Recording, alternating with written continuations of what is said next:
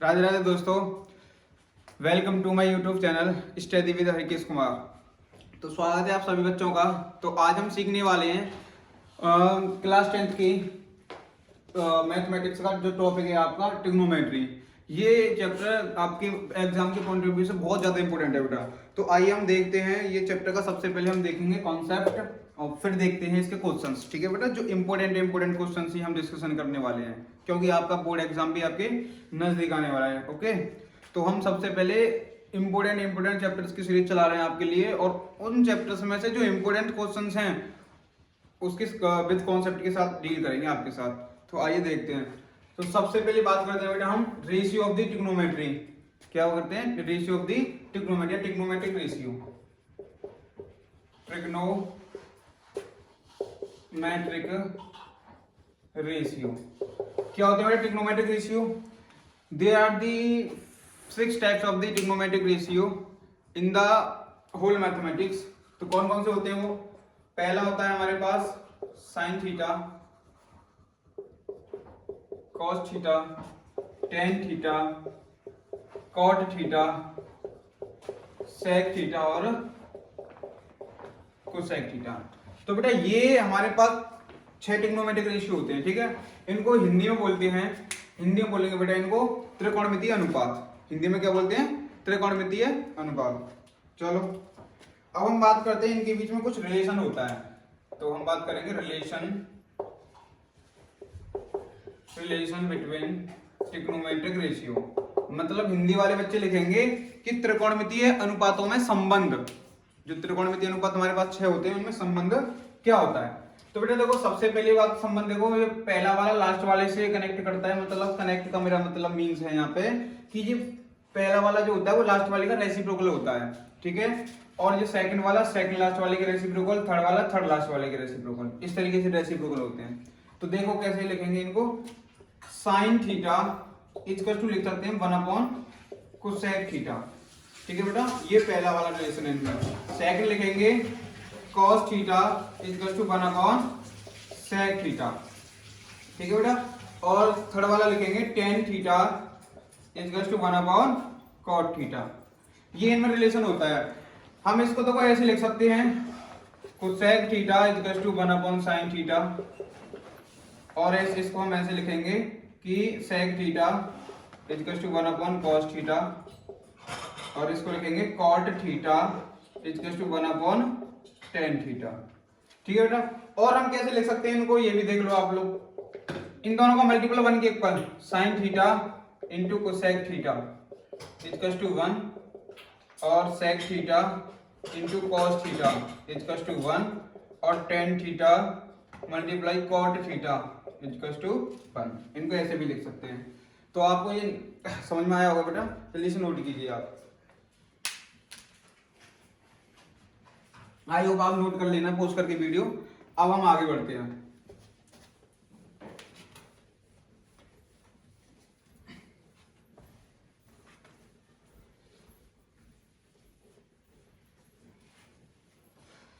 अब हम बात करते हैं बेटा trigonometric identities. What is the trigonometric identities?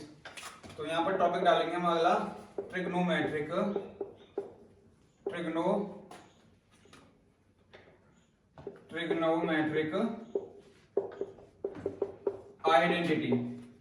Identities, या हिंदी में बोलेंगे, हिंदी वाले बच्चे लिखना त्रिकोणमितीय सर्वसमीकरण। त्रिकोणमितीय सर्वसमीकरण क्या होती है?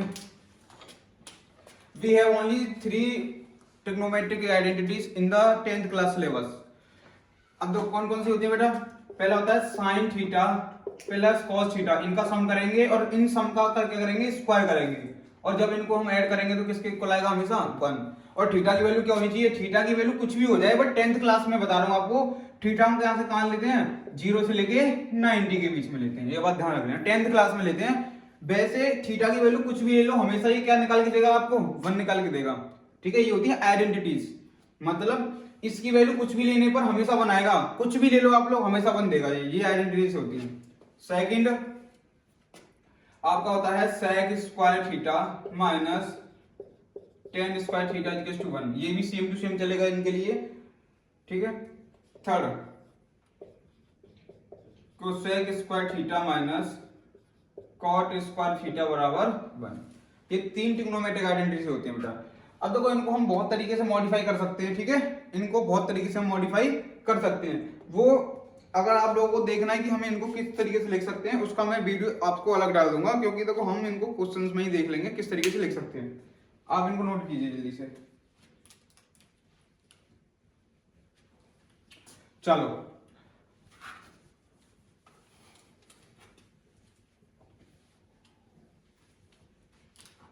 अब हम अगले कॉन्सेप्ट के ऊपर चलेंगे, ट्रिग्नोमेट्रिक टेबल। ट्रिग्नोमेट्रिक टेबल क्या होती है भाई, आपके 10th क्लास के उसमें है, आप में बुक में देख लेना आप लोग। ट्रिग्नोमेट्रिक टेबल, ट्रिग्नोमेट्रिक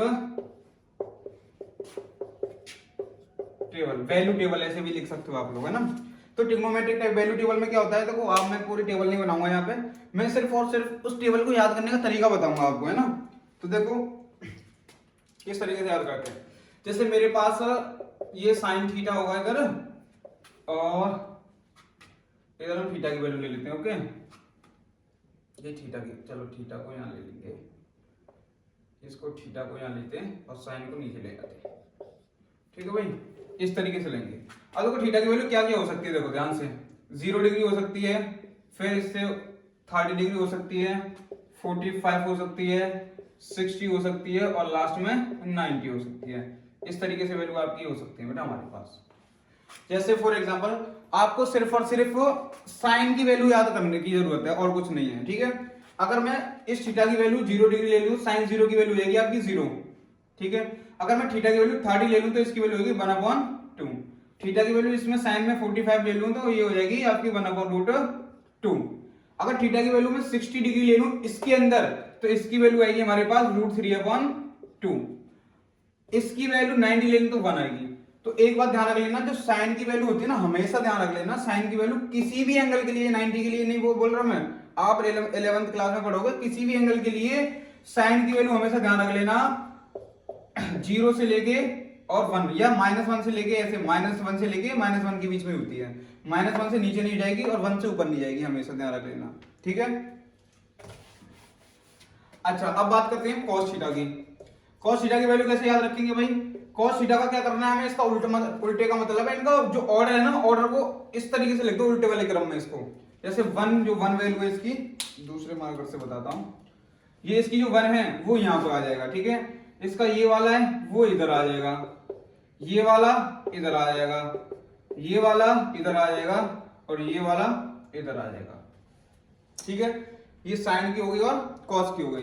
अच्छा एक बात और समझो आप लोग, मैं एक फॉर्मूला बताना भूल गया उधर, आप लोग यहां लिख लेना उसको, बहुत इंपॉर्टेंट है। देखो जो टेन थीटा है ना बेटा, टेन थीटा इक्वल होता है हमारे पास साइन थीटा अपन कॉस थीटा, पहला, और दूसरा होता है हमारे पास कॉट। आपको पता है कॉट क्या होता है, टेन का रेसिप्रोकल होता है, तो इनका भी रेसिप्रोकल हो जाएगा cos theta upon sine theta. इस तरीके से दो फॉर्मूले बन के तैयार होते हैं हमारे, ये बहुत इंपॉर्टेंट है, आपका ये बहुत हेल्प करेंगे, इनको नोट कर लीजिए, मैं इसको रफ कर देता हूं पहले। अब देखते हैं हम टेन की कैसे निकालते हैं वैल्यू। अब देखो टेन थीटा इक्वल टू क्या होता है, हमको पता है, अभी मैंने आपको लोगों को बताया था कि टेन थीटा इक्वल टू होता है sine theta upon cos theta, ये होता है टेन की वैल्यू। अच्छा देखो अगर मैं थीटा की वैल्यू 0 ले लूं तो यहां पर हो जाएगा टेन 0, ऊपर हो जाएगा साइन 0 और नीचे हो जाएगा कॉस 0। तो साइन 0 की वैल्यू 0, कॉस 0 की वैल्यू 1, तो क्या हो जाएगा हमारे पास ऑल ओवर वैल्यू 1। मतलब अगर हम 0 में 1 का डिवाइड देते हैं तो क्या हो जाएगी हमारे पास 0। तो इस तरीके से हमारे पास टेन 0 की वैल्यू आ जाएगी, ऐसे ही हम निकाल सकते हैं। जैसे हमें टेन 30 की निकालनी होगी तो क्या करेंगे हम, ऊपर साइन 30 और नीचे कॉस 30, ठीक है। तो साइन 30 की वैल्यू क्या होती है बेटा, साइन 30 की वैल्यू होती है 1/2 और cos 30 की √3/2। इससे ये कैंसिल आउट, तो क्या आएगा 1/√3 आ जाएगा, ये साइन 30 की वैल्यू। तो इस तरीके से आपको निकलना आना चाहिए। आप लोग इसको एक बार खुद करके देखना। जैसे अब आप 45 की निकालना, तो 45 की क्या करना, साइन में cos का डिवाइड दे देना, तो साइन 45 अपन cos 45, साइन 45 की वैल्यू सेम, cos 45 की वैल्यू सेम, सेम से सेम कटेगा तो 1, इस तरीके से ऊपर लिखना। जैसे हमें 60 की निकालनी हो, 10 60, तो tan 60 की कैसे निकाल सकते हैं हम लोग, ऊपर लिख लेंगे sin 60 और नीचे लिख लेंगे cos 60। 2 से 2 कैंसिल आउट हो जाएगा तो क्या आएगा हमारे पास, √3 आएगा। इस तरीके से हम निकाल सकते हैं। ओके, निकाल के देखना आप लोग।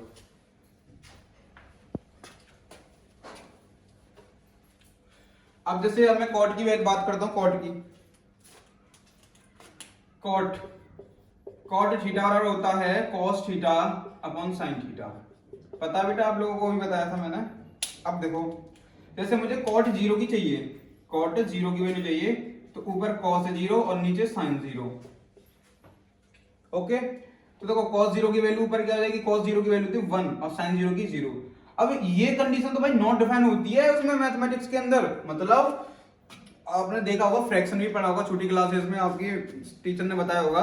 तो उसमें क्या होता है कि इसकी 0 अगर नीचे डिनोमिनेटर 0 बन जाए तो उसकी वैल्यू इनफाइनाइट हो जाती है। इसको बोलते हैं नॉट डिफाइंड। क्या बोलते हैं बेटा इसको, नॉट डिफाइन बोलते हैं इसको। जब नॉट डिफाइन हो जाएगा तो इसका मतलब cot 0 की वैल्यू क्या हो जाएगी, नॉट डिफाइन हो जाएगी। इस तरीके से हम इसको कर सकते हैं। और देखो, जैसे मेरे पास cot 30 है तो क्या लिखूंगा, cos 30 अपॉन sin 30। तो cos 30 की वैल्यू क्या हो जाती है, देखो cos 30 की वैल्यू इधर ही, ये रही √3/2 और sin 30 की वैल्यू 1/2। इससे ये कैंसिल आउट हो जाएगा √3। आप ऐसे भी निकाल सकते हो या आप ऐसे भी निकाल लो। देखो जैसे हमें पता है कि tan की हमने निकाली थी ना, तो cot बराबर होता है हमारे पास 1/tan थीटा। तो अगर मैं देखो इसका मतलब मैं tan का रेसिप्रोकल करूंगा तो cot मिलेगा। तो cot की देखो, cot 0 की वैल्यू भी क्या आई थी, 0। तो इस 0 का रेसिप्रोकल करोगे तो इनफाइनाइट। अगर cot 45 की चाहिए तो 1/tan 45 बस 1, तो इसकी वैल्यू भी 1। अगर मुझे चाहिए cot 60 डिग्री तो क्या आएगा, 1/tan 60 डिग्री। तो 1/tan 60 की कितनी होती है, 60 की होती है √3। तो इस तरीके से इसका रेसिप्रोकल करके भी निकाल सकते हो। ठीक है, नोट करो।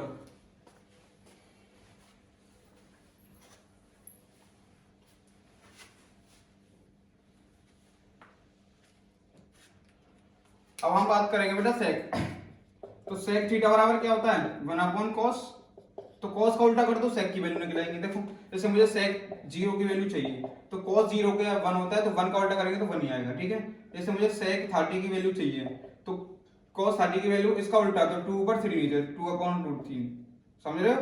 जैसे सेक 45 की चाहिए मुझे, तो सेक मतलब cos 45 की चाहिए तो इसका हो जाएगा √2/1 मतलब √2। इस तरीके से आप निकाल सकते हो। ठीक है बेटा, चलो अब लास्ट बचा हमारे पास कोसेक। तो कोसेक थीटा इक्वल होता है 1/sin थीटा। अब हम कोसेक की 0, जैसे कोसेक 0 की वैल्यू निकालनी है मुझको, कोसेक 0 तो 1/sin 0।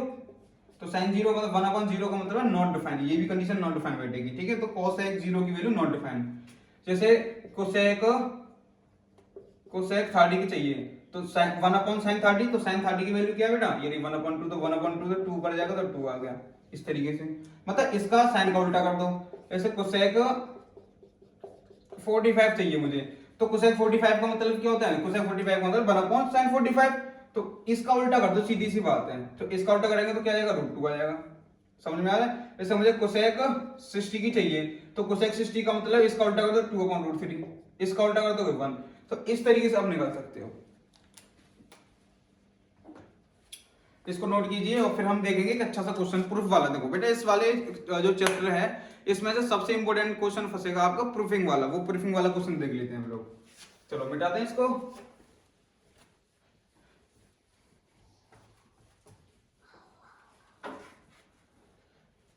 तो हमने इस वाली वीडियो में कर लिया कंप्लीटली आपका ये जो ट्रिग्नोमेट्री का जो कॉन्सेप्ट होता है वो सारा कर लिया। इसमें कुछ फॉर्मूले और होते हैं, अगर आप देखना चाहो तो आप देख लेना इसको। देखो इस तरीके से होता है। मैं आपको देखो जैसे साइन, इसको सम फॉर्मूलाज हाँ सिलेबस में से कट चुका है, बट आप लोग जब भी देख लेना, इसमें से क्वेश्चन आ सकता है। साइन 90 माइनस थीटा ये होता है बेटा कॉस थीटा के equal. Second cos 90 minus theta ये होता है साइन थीटा के इक्वल। और थर्ड वाला होता है tan 90 माइनस थीटा ये होता है कॉट थीटा के इक्वल। 4 वाला होता है कॉट 90 माइनस थीटा, ये होता है टेन थीटा के इक्वल। फिफ्थ वाला सेक 90 माइनस थीटा, ये होता है कोसेक थीटा के इक्वल। और ये तो आपका लास्ट वाला सेक 90 माइनस थीटा, ये होता है आपका सेक थीटा के इक्वल। एक और देखो आपका कॉन्सेप्ट में सबसे इंपॉर्टेंट कॉन्सेप्ट अब बताने जा रहा हूं मैं, देख लेना आप लोग। ये है तुम्हारा ट्रायंगल कॉन्सेप्ट। ट्रायंगल का कॉन्सेप्ट क्या कहता है? जो राइट एंगल ट्रायंगल होता है ना, उसके लिए बता रहा हूं, ठीक है। जैसे फॉर एग्जांपल हमारे पास एक राइट एंगल ट्रायंगल है। वो राइट एंगल ट्रायंगल कैसा है? इस तरीके से छोटा बना लेते हैं, ए बी और C. We have an right angle triangle A B C and right angle is B. Okay, तो हम क्या करेंगे, देखो जैसे फॉर एग्जांपल हमने इसमें देखो इसकी साइडों को क्या क्या होते हैं। ये होता है बेटा हमारे पास हाइपोटेनियस, ये परपेंडिकुलर। अगर हमने एंगल ये वाला लिया तो ये परपेंडिकुलर होगा और ये होगा बेस, समझ रहे हो। अगर एंगल हम इसकी बात करेंगे, अगर हमने क्या कर लिया कि एंगल हमने ए ले लिया, तो बेटा ये बात ध्यान रखना, बेस और परपेंडिकुलर हमेशा चेंज हो जाएंगे। जो बेस था वो परपेंडिकुलर बन जाएगा और जो परपेंडिकुलर था वो बेस बन जाएगा। इसका मतलब क्या है? इसका मतलब क्या है? इसका मतलब है कि कोण के सामने वाली साइड जो होती है ना, वो हमेशा परपेंडिकुलर का मतलब है लंब होती है, ठीक है। कोण के सामने वाली साइड हमेशा कैसी होती है? परपेंडिकुलर या लंब होती है। और जो कोण के साथ वाली जो साइड होती है वो आधार होती है या बेस होती है, ठीक है बेटा। और ये होती है कर्ण या हाइपोटेन्यूस। समझ में आया आप लोगों को? तो यहाँ पर से तो कोई चीज याद रखना आप लोग, जैसे मैंने क्या कर दिया कि मैंने परपेंडिकुलर में हाइपोटेनियस का डिवाइड दे दिया, परपेंडिकुलर पर हाइपोटेनियस कर देता हूं मैं इधर, ठीक है। और एंगल में ये सी वाला ले लेता हूं, ये एंगल थीटा ले लेता हूं, ये वाला, ठीक है। एंगल में इस वाले की बात करता हूं। तो एंगल अगर मैं ये वाले की बात करूंगा, सी को लेके बात करूंगा, तो इसमें बेटा क्या हो जाएगा? ये हो जाएगा साइन थीटा हो जाएगा। समझ में आया? मतलब परपेंडिकुलर पर हाइपोटेनियस का रेशियो होता है साइन थीटा के ऊपर। या हम इसको बोलेंगे, परपेंडिकुलर को बोलते हैं लंब और इसको बोलते हैं कर्ण, हिंदी वाले बच्चों के लिए, ठीक है। जैसे अब मैंने लिया बेस अपॉन हाइपोटेनियस, तो इसको बोलेंगे कॉस थीटा, या इसको बोलेंगे आधारवर्ती कर्ण, ठीक है बेटा। अगर मैंने ले लिया परपेंडिकुलर अपॉन बेस, तो ये होता है टेन थीटा के इक्वल, या लंब बट्टे आधार। ये बात ध्यान रखना बेटा। अगर हमने इनका रेसिप्रोकल कर दिया तो इसका रेसिप्रोकल करेंगे तो कोसेक मिलेगा, कॉस का रेसिप्रोकल करेंगे सेक मिलेगा, और टेन का रेसिप्रोकल करेंगे तो कॉट मिलेगा। या रेसिप्रोकल का मतलब था उल्टा करना, ठीक है। जैसे फॉर एग्जांपल रेसिप्रोकल भी बता देता हूं अगर नहीं आ रहा है तो। जैसे मेरे पास x है, तो अगर मुझे इसका क्या बताना है? रेसिप्रोकल बताना, रेसिप्रोकल। तो इसका रेसिप्रोकल मतलब उल्टा बताएंगे तो 1/x हो जाएगा, मतलब उसको बन के नीचे ले जाते हैं, ये होता है बस उल्टन करना। तो आई होप बेटा आपको ये कॉन्सेप्ट समझ में आया होगा, ठीक है। आप जल्दी से नोट कीजिए। और अब हम देखने वाले हैं इसके इंपोर्टेंट क्वेश्चंस कौन कौन से, ठीक है, जो बोर्ड एग्जाम में आने वाले हैं। मतलब यूपी बोर्ड और सीबीएसई बोर्ड दोनों बच्चों के लिए बेनिफिशियल होंगे। नोट कीजिए।